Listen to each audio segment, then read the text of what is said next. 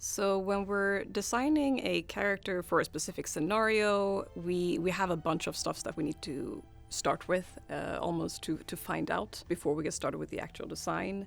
First of all, who are we? Who is the character? What are they doing there? And what is the setting? It's important for us that Bond has an evolution to go through as a character.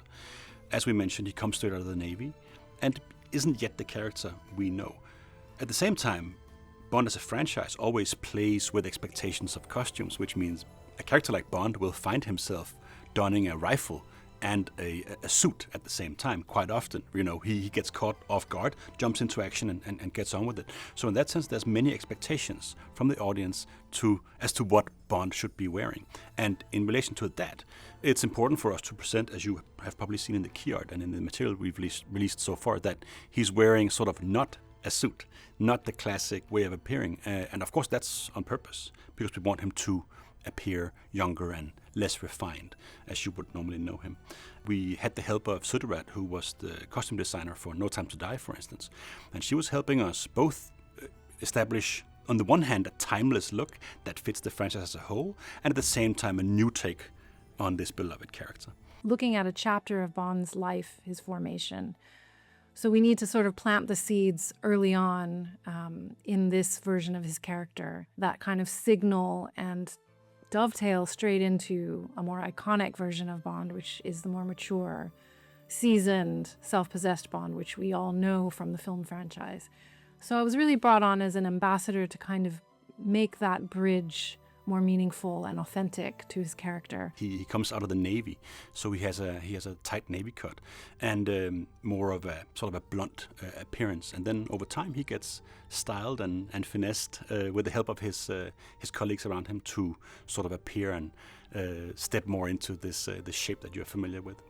Yeah, well, the team at I.O. and Bond came to us and presented not the game as such, but different worlds they were designing, the different worlds and experiences that the character would eventually have. And the brief contained elements of each of those worlds for us to start the design process to. So it was completely different than a normal creative starting point for us. It was a very solid brief. We kind of knew what we were doing, so there was a good framework there for us to work on. And as a Bond fan myself, I quite like to look back at the heritage of Bond, so all the way back from when it started in the 60s with Dr. No all the way through. That's kind of what interests me when in terms of like looking into the collection. We do dress quite differently when we're that age versus a 40-something man, of course. Not quite as refined yet. I think that's one of the main things.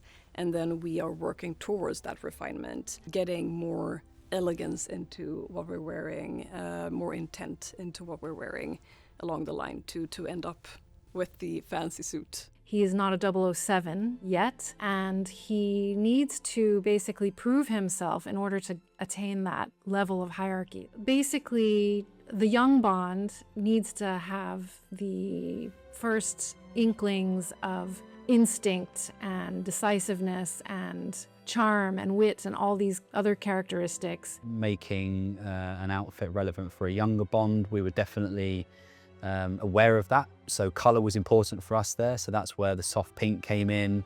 So having a bit of fun with colour is important as well for a younger Bond, but also I think, you know, it's all about that tailored approach, and that's something that as a brand we really, really kind of lean into. So when you have that tailored approach in mind all the time, it kind of helps when you're designing product, not just for a younger Bond for the game, but then also throughout the kind of collections we've done in the past. Yeah, we've worked with the Bond franchise for a number of years through a number of films with a number of different characters, but this one was different because we've usually poured the world of a Sean Connery or Roger Moore, or especially Daniel Craig, who we've worked with on a few occasions, into the design process. But this one was a brand new origin story, starting from scratch. There was no precedent for it. So the design language that we were presented with as part of the brief and the work that Sammy and the team did to bring this character in life through fashion was a really exciting one.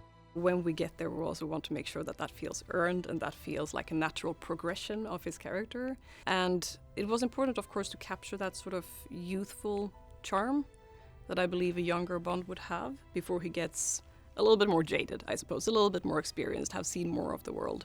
And also for us to really be able to create that journey, that visual sort of character arc, if you will, of reaching that a little bit more established point later down the line. When he gets older, he gets more mature, but to explore also what gets him there, who does he meet along the way, and what does he pick up and informs him as a character. It was an opportunity for us to really make the gamers feel sartorially elevated.